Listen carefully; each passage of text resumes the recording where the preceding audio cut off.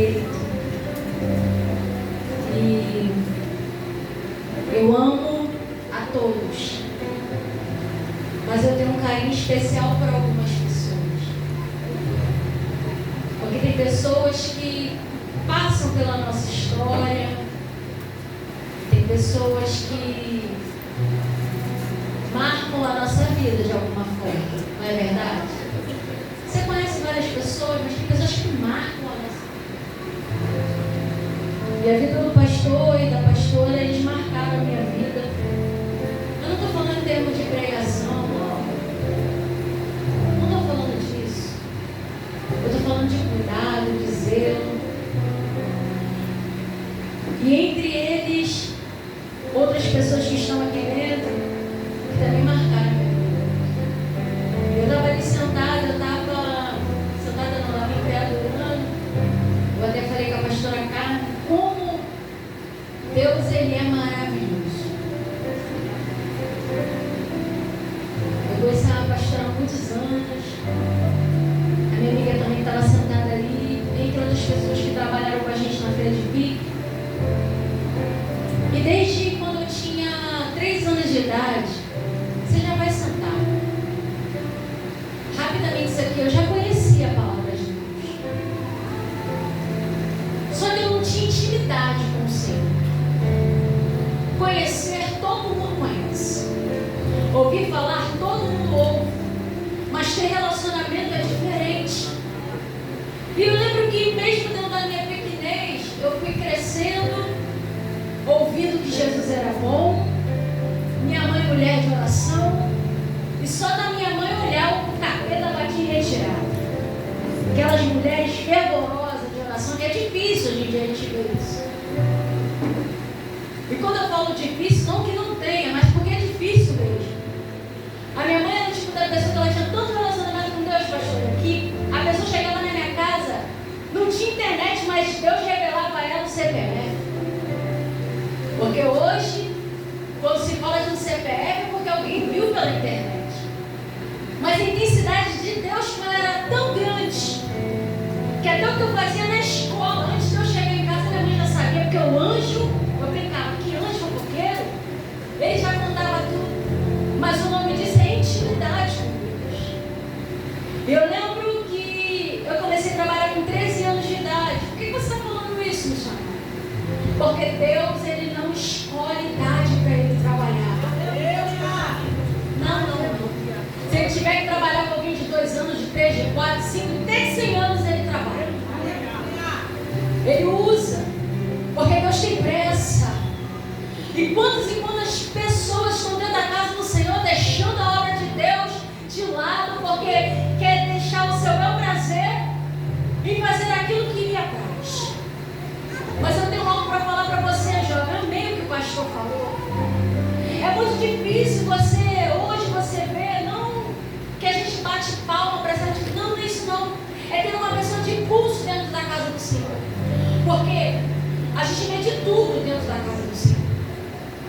Mas é de tudo mesmo.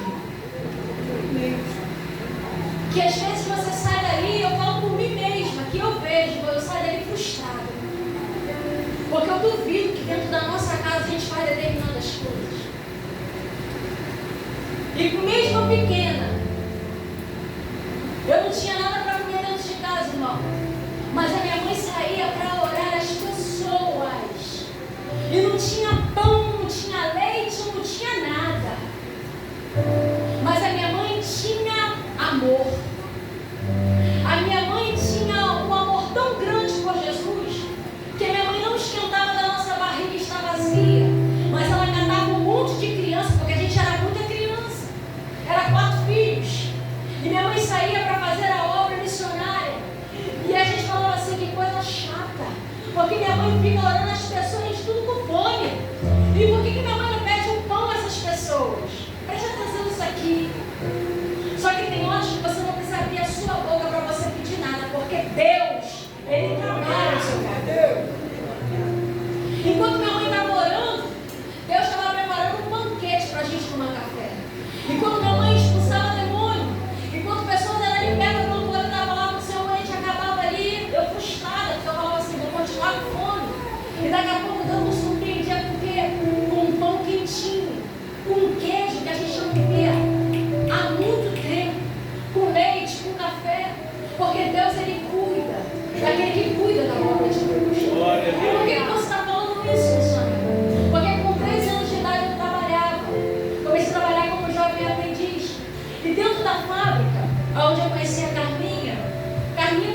intimidade com ela e entre outras pessoas que estão aqui dentro, eu tinha uma mania de ficar cantando dentro da fábrica, não era, cara? E eu cantava louvor, só que eu não tinha noção de como aquilo impactava as pessoas. Quantas pessoas foram curadas naquele lugar através de uma palavra falada? Quantas pessoas foram curadas através de um louvor falado? E hoje a gente tem uma ferramenta para poder trabalhar ao nosso favor. Que ferramenta é essa? O nosso telefone. E muitas das vezes a gente deixa de lado as coisas de Deus para poder fazer aquilo que a gente quer.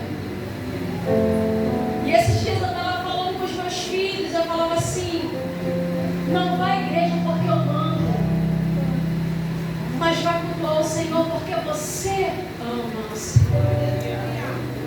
Essas coisas de Deus com o coração aberto. Não porque eu estou te intimando a fazer porque você é filha da missionária, porque você é filha da missionária, porque... Não faça isso não, meu filho. Não pega um instrumento para tocar porque eu não te intimando, não. Mas faz isso por amor. Tem muitos jovens aqui que estão parados. Eu estou falando isso porque o Espírito Santo está me impulsionando a falar isso. Não deixa essa fase, que é a melhor fase passar, mas deixa o Senhor te usar como instrumento vivo para o Senhor. Você é um instrumento vivo. E quantas pessoas vão ser libertas pelo poder da palavra que sai da tua boca? Abra sua Bíblia em nome de Jesus. No livro de Ruth, capítulo 1.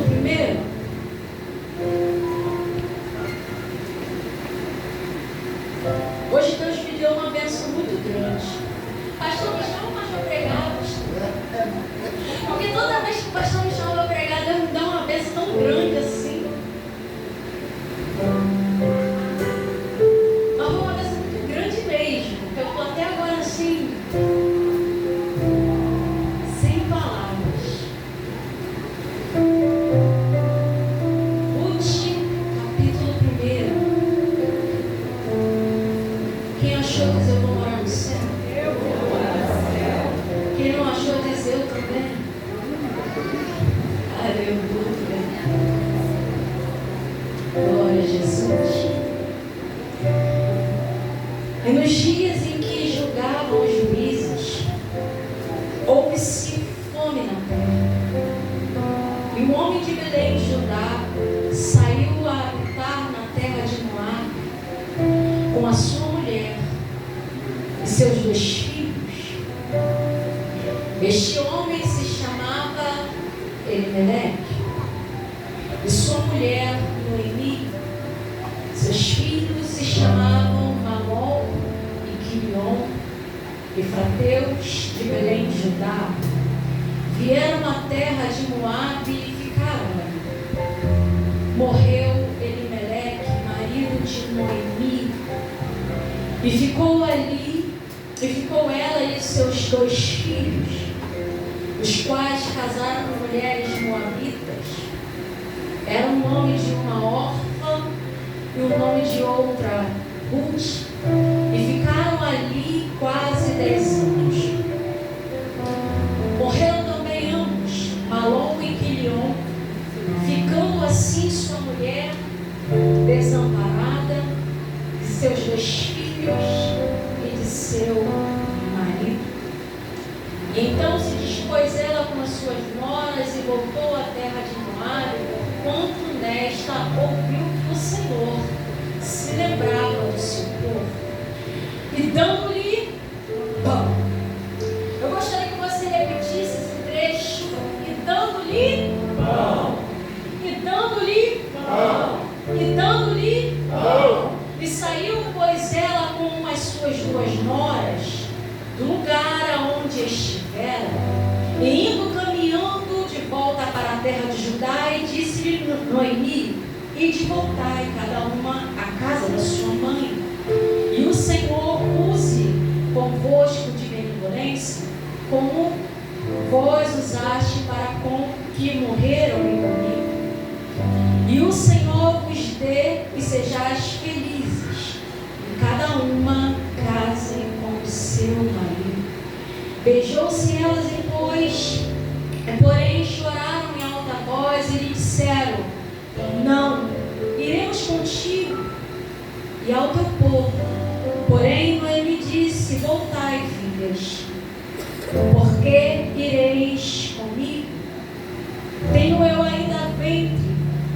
vos seja por maridos, tornai filhas minhas e ide vós.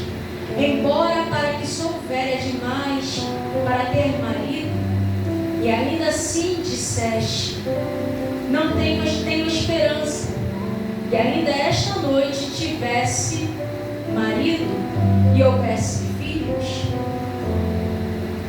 14. E então de novo choravam em alta voz.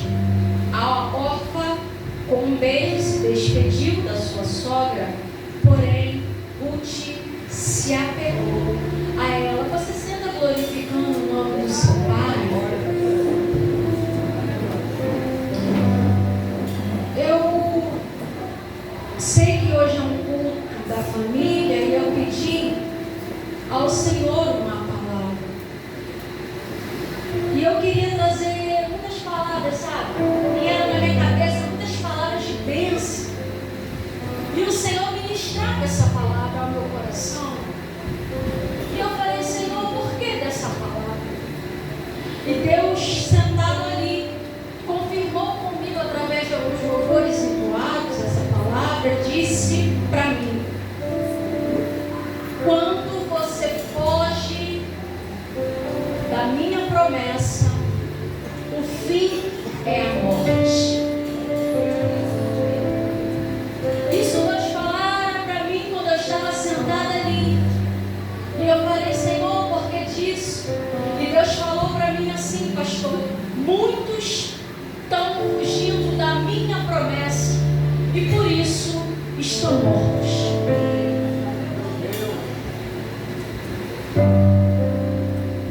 Essa palavra é tão pesada para você quanto para mim, porque na minha programação não seria essa palavra. Eu já tinha programado uma palavra e quando eu estava sentada ali eu comecei a escolher a Bíblia para Deus começar a revelar a mim algumas coisas, porque eu não estudei essa palavra. Eu li outra. Só que eu faço aquilo que o dono da minha vida, o que governa a minha vida, manda eu fazer. A Bíblia vai falar sobre um homem chamado Elimeleque, Efrateu de Judá. Um homem com uma experiência com Deus. Um homem que tem um chamado. Posso dizer que um homem que tem intimidade com Deus. Mas o problema é que durante a caminhada, quando você perde a intimidade que você tem com Deus, você começa a tomar decisões próprias e coloca Deus de lado. O maior problema dessa geração é que quando se relaciona com Deus por um momento, mas o passado tempo coloca Deus de lado e não começa mais a pedir permissão a Deus sobre as suas questões, sobre aquilo que está dentro do seu coração, mas começa a formular aquilo que Ele quer. E o problema é que quando nós começamos a formular aquilo que queremos, nós perecemos.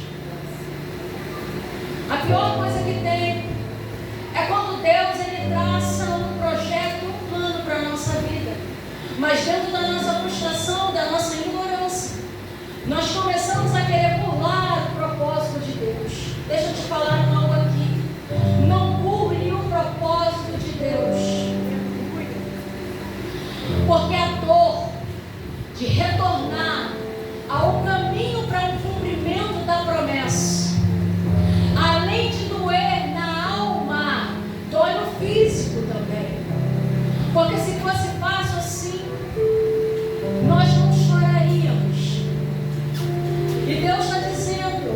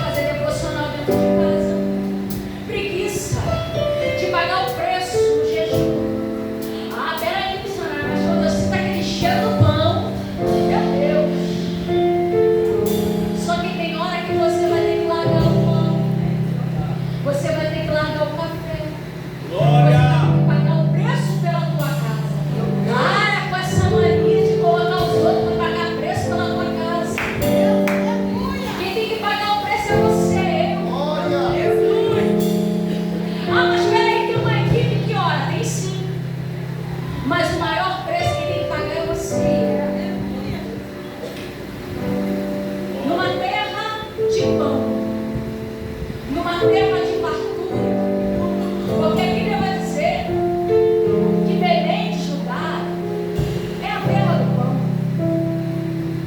Só que quando na terra do pão começa a faltar pão, o meu posicionamento não é de esperar e entender por que está faltando pão. Porque tem hora que o pão vai faltar, não é porque não tem farinha, não. O pão falta por causa da minha incredulidade, como foi falado através da vida do irmão. Às vezes o pão vai faltar, irmão, não é porque o padeiro deixou de fazer o pão, não é porque não tem gás, não. É porque minha falta de incredulidade deixou de produzir na terra que produz. E essa terra que produz é o que acaba com o meu coração. Quando eu deixo de crer, a terra deixa de produzir. Porque Deus não trabalha com incrédulos, Deus trabalha com aquele que crê. A fé é uma palavra tão pequena, mas é o firme. É o que, gente? Firme fundamento das coisas que não se veem. Acorda de manhã e fala isso. Aleluia. Seu primeiro abrir de olhos. Deus, eu não tenho, mas me ensina a ter. Belém vai passar por uma escassez. E como um chefe de família vai olhar na sua casa e vai falar: eu não posso deixar que os meus sintam fome. Só que isso é uma preocupação, de muita gente até que está sentada aqui. Como será o meu amanhã? Mas o seu amanhã Deus pertence. Para de ficar perambulando com a tua família para lá e para cá, querendo se alimentar. Eu vou falar, me perdoa, mas eu vou falar de comida requentada, de comida velha. Tem gente, pastor, perambulando para lá e para cá, mas tem preguiça de preparar um alimento fresco. É melhor ir ao YouTube, é melhor pegar uma pregação antiga de outro, é melhor ouvir uma palavra de fulano de tal. Deixa eu te falar uma coisa: Deus tem pão fresco e vivo. Só que a preguiça faz a gente comer comida estragada. A preguiça faz a gente comer fast food, faz a gente comer miojo, faz a gente comer comida requentada, faz a gente comer sanduíche. Mas deixa eu te falar uma coisa: isso tudo alimenta, mas o final é a morte. Morte de quê? Do seu estômago. Porque uma comida requentada, uma comida velha, uma comida que não tem nutriente específico para o teu organismo, ela vai te matar. Então coloca a tua preguiça de lado e começa a fazer diferente. Começa a fazer algo novo. Eu sei que você já ouviu muitas das vezes falar como se cresce um joio, se cresce um trigo. Eles crescem juntos porque se arrancar o joio, o trigo morre. Só que não é sobre isso que eu quero falar. Eu quero falar que quando nós estamos preparados para uma colheita, todos nós gostamos de pão. Mas quem gosta de pão não gosta de esperar. Quando a gente chega na padaria, que o padeiro ou alguém lá fala assim: vai demorar 30 minutos para você ficar em massa. 30 minutos é muito tempo. Só que esse tempo de 30 minutos não se compara. Não se compara com a limpeza do trigo. O trigo, quando ele é colhido, ele é retirado, ele é depiado, ele é colocado à parte. Só que ele não é preparado rápido. Primeiro que ele é colocado à parte, ele vai ser passado um processo para ser retirado daquela casca. E tem trigo que a casca não solta rapidamente. Tem trigo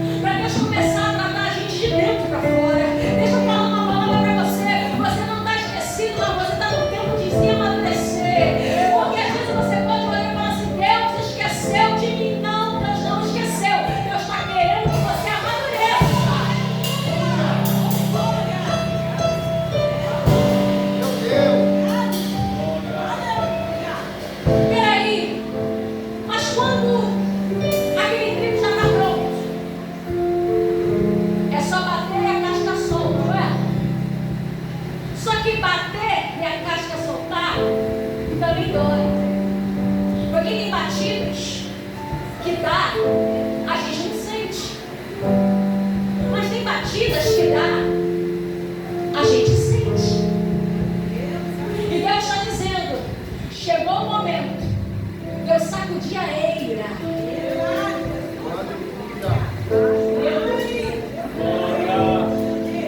Chegou o momento de eu começar a bater.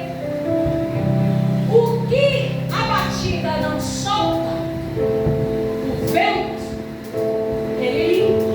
Aleluia. Só que o problema é que quando vem o vento também desconcerta algumas coisas. O vento tira coisas do lugar. Mas o mesmo vento que vem e que tira coisas do lugar é o mesmo vento que limpa. Então deixa eu te falar algo. O vento que vai vir é vento de limpeza. E tem vento de limpeza no ambiente. É calabaraçaia. E Deus está dizendo, não se preocupa com o vento, mas se preocupa com o posicionamento que você está mediante a esse vento. Porque quando você está posicionado, o vento não te desconstrói. Pelo contrário, ele só te limpa. Mas quando não estamos posicionados, o vento nos machuca. O que é batida não arranca, o vento limpa. E o que o vento não limpa, a peneira tira. Deixa eu te falar aí, ó. O que o processo da caminhada vai fazer na nossa vida? Quando o Espírito Santo bater, sacudir, bater, estremecer a nossa estrutura. Irmão, estou falando isso aqui, mas eu estou pedindo para transformar minha vida, porque mediante aquilo que a gente fala, a gente vive. Porque Deus está falando para mim, minha filha, a estrutura vai ter que ser mexida para algumas coisas voltar para o seu devido lugar.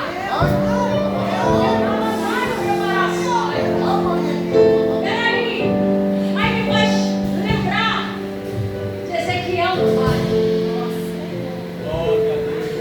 Ouve-se um ruído. Osso, osso.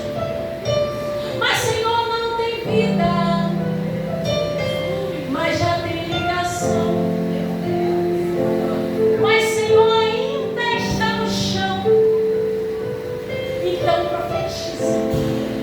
Deus está dizendo para pessoas aqui dentro que olham o cenário da casa, escuta até o ruído, mas vê o osso morto. E Deus está dizendo que o osso não vai ter vida enquanto não se posicionar em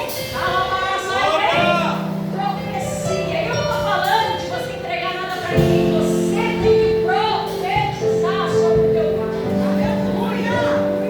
Esse cenário é teu. É individual. Essa causa é somente exclusiva sua. Ela não é de mais ninguém. E Deus está dizendo, para de se lamentar porque acabou o pão.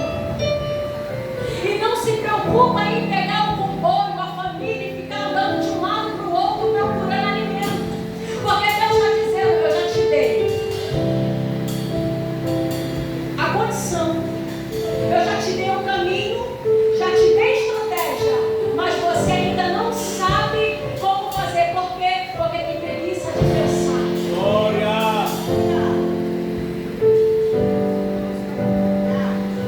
A receita está na tua mão.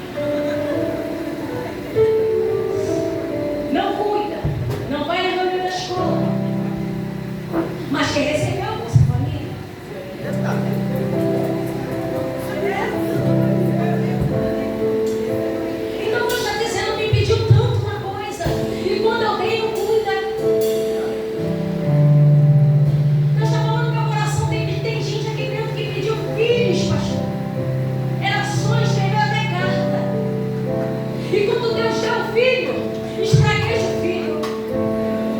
E quando Deus deu o casamento, espragueja o casamento. Como a tua família vai ser restaurada se você é boca? A primeira boca que declara.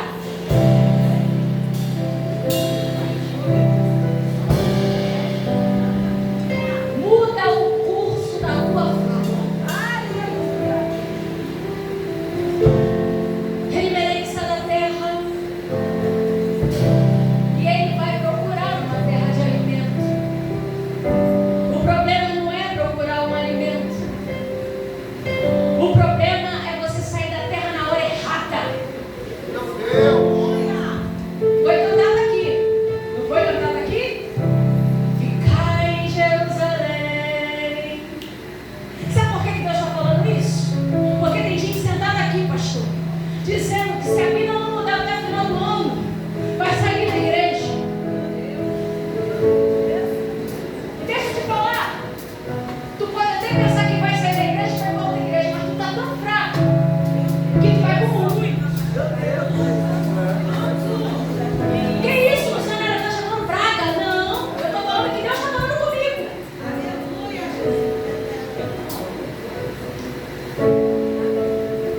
Se dentro do lugar onde você está sendo acolhido, você não está conseguindo suportar, imagina num lugar de uma terra estrangeira que ninguém te conhece.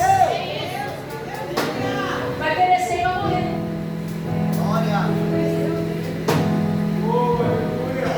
Não se luta com falsas promessas. Para ter uma ovelha, todo mundo dá tudo. Tira a roupa do povo. Só fala. Porque na hora que está pensando mesmo, nunca te vi. Não te conheço. Não sei a tua história. Não estou generalizando não, irmão. Não é isso não. Mas entre 10, 4 é 5. Não adianta a quantidade. Se não cuida.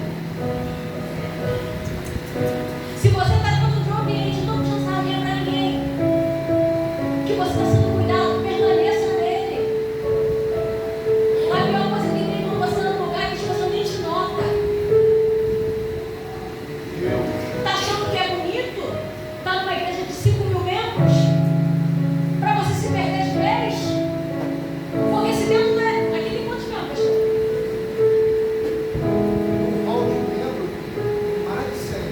Não, vamos colocar 200 membros. Se numa igreja de 200 membros, está se perdendo? Imagina de 1.500. Só vai para o culto uma vez no ano.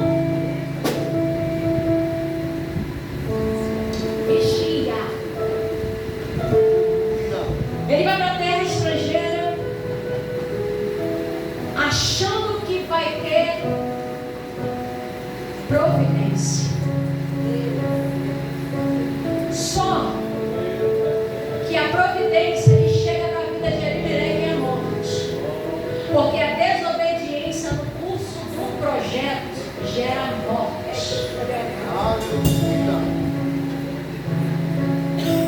Fica onde você está. Está apertado, está doendo, mas tu está vivo. Está sangrando, está dolorido, mas tu está vivo. Porque adianta se alimentar se daqui um tempo prostrado vai ficar. Porque nem só de pão viverá o homem, mas sim de toda a palavra que sai da boca de Deus. E o problema é quando você vai para uma terra, você morre. Não, isso não é um problema. Porque quando você morre sozinho, é você com Deus. O problema é quando você vai para uma terra estrangeira e você mata a sua casa. Meu Deus. Ele merece sair do propósito. Vai para outro lugar, não convida Deus para esse propósito. Além de morrer, ainda causa morte dentro da sua casa. A Bíblia vai dizer que a morte do sacerdote gerou morte entre a sua descendência.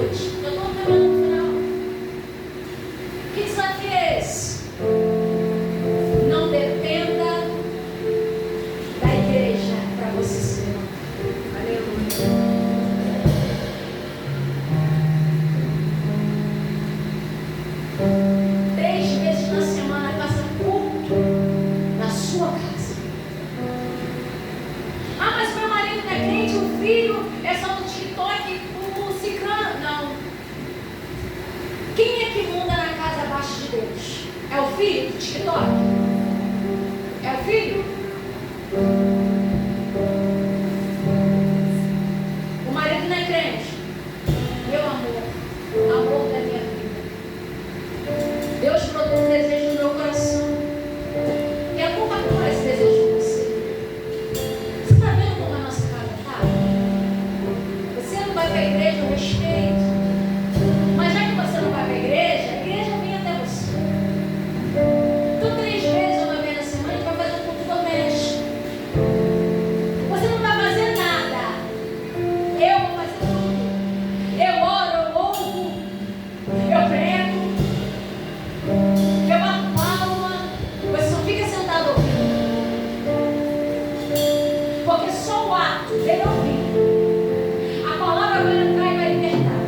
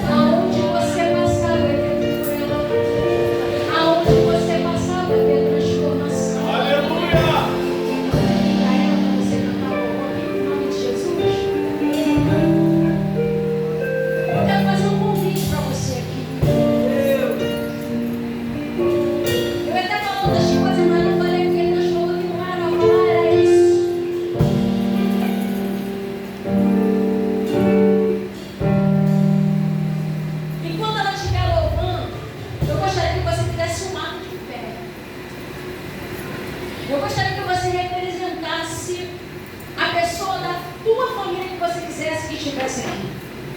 Eu gostaria que com ousadia você saísse do seu lugar, determinando e falando: Pai, antes do findar desse ano, fulano de tal vai